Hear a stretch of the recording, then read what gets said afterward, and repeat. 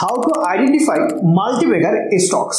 আমরা প্রায় শুনে থাকি অমুক শেয়ার এত বছরে মাল্টিব্যাগার হয়ে গেছে, অথবা অমুক শেয়ার আগামী কয়েক বছরে মাল্টিব্যাগার হতে পারে। তো বন্ধুরা, এই মাল্টিব্যাগার স্টক বাছাই করা যদি আপনারাও জেনে যান তাহলে ব্যাপারটা খুব মজার হতো, তাই না? তো চলুন আজকের ভিডিওতে আমরা এটাই আলোচনা করব যে আপনারা কিভাবে মাল্টিব্যাগার স্টক চিনতে পারবেন। তো বন্ধুরা চলুন এই মাল্টিব্যাগার স্টক বাছাই করা শেখার আগে আমরা একটি স্টককে দেখে আসি। বাজাজ ফাইন্যান্স নাম তো অবশ্যই শুনেছেন। এই বাজাজ শেয়ারের এক একটি শেয়ারের প্রাইস 2020 সালে 1950 টাকা করেছিল, কিন্তু 2 থেকে আড়াই বছর পর বাজাজ শেয়ারের এক একটি শেয়ার প্রাইস হয়ে দাঁড়িয়েছে 7,000 টাকারও বেশি। আর এই 2 থেকে আড়াই বছরের মধ্যে বাজাজ ফাইন্যান্স তার শেয়ার হোল্ডারদের প্রায় 275%-এরও বেশি প্রফিট দিয়েছে।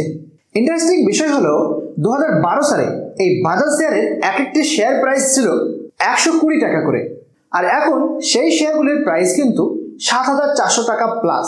তো এখানে যদি আপনারা লক্ষ্য করেন তাহলে বুঝতে পারবেন বাজাজ শেয়ার তার লং টার্ম ইনভেস্টরদের প্রায় 6,000%-এরও বেশি প্রফিট দিয়েছে।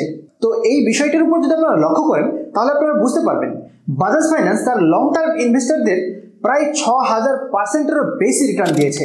শুধু তাই নয়, এই কোম্পানিতে 2002 সাল থেকে শুরু করে এখন পর্যন্ত অর্থাৎ 20 বছর থেকে 21 বছর পর্যন্ত যারা ইনভেস্টেড রয়েছেন তারা প্রায় 1,63,100%-এরও বেশি রিটার্ন পেয়েছেন। কারণ আজকে বাজাজ ফাইন্যান্সের যে স্টকটি 7,400 টাকারও বেশি প্রাইসে রয়েছে সেই স্টকটি 2002 সালের দিকে প্রায় 4 টাকা 50 পয়সার কাছাকাছি ছিল। বন্ধুরা, মার্কেটে শুধু বাজাজ ফাইন্যান্সই এমন রয়েছে তা নয়, মার্কেটে বাজাজ ফাইন্যান্স ছাড়াও আরও অনেক স্টকস রয়েছে যেখানে হাজারকে লক্ষ টাকা এবং লক্ষ টাকাকে কোটি টাকায় বদলে দিয়েছে। আর এই ধরনের স্টকগুলিকেই মাল্টিব্যাগার স্টকস বলা হয়।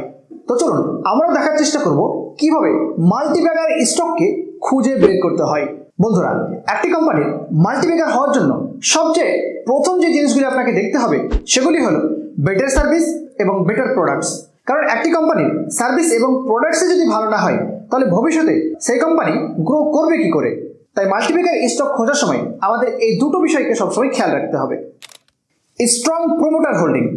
একটি কোম্পানির মাল্টিব্যাগার হওয়ার পিছনে দ্বিতীয় যে জিনিসটি সবচেয়ে গুরুত্বপূর্ণ ভূমিকা পালন করে সেটি হলো স্ট্রং প্রমোটার হোল্ডিং।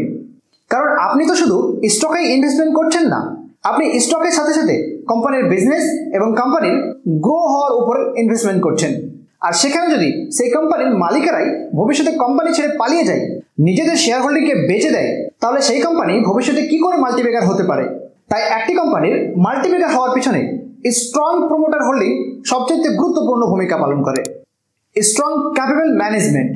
যে কোনো কোম্পানির গ্রোথের পিছনে সবচেয়ে গুরুত্বপূর্ণ ভূমিকা পালন করে সেই কোম্পানির স্ট্রং ম্যানেজমেন্ট টিম।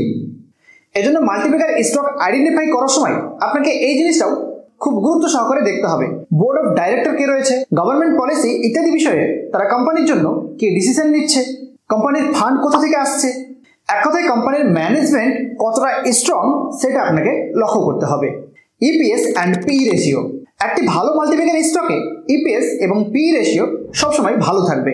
আর এই ইপিএস আমাদের বুঝতে সাহায্য করবে সেই কোম্পানি এক একটি শেয়ার থেকে কত পরিমাণ টাকা কামাচ্ছে।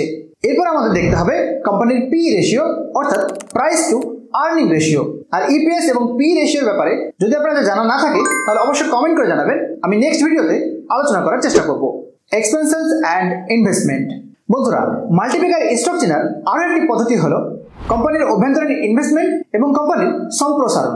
কারণ সবসময় ভালো মানের কোম্পানিগুলি তাদের অভ্যন্তরীণ ফান্ডগুলিকে সবসময় নতুন নতুন প্রোডাক্ট তৈরি করতে থাকে যাতে করে তারা কোম্পানিকে আরও এগিয়ে নিয়ে যেতে পারে। আর এই লক্ষ্যগুলি একটা সময় সেই কোম্পানিকে মাল্টিব্যাগার হতে সাহায্য করে।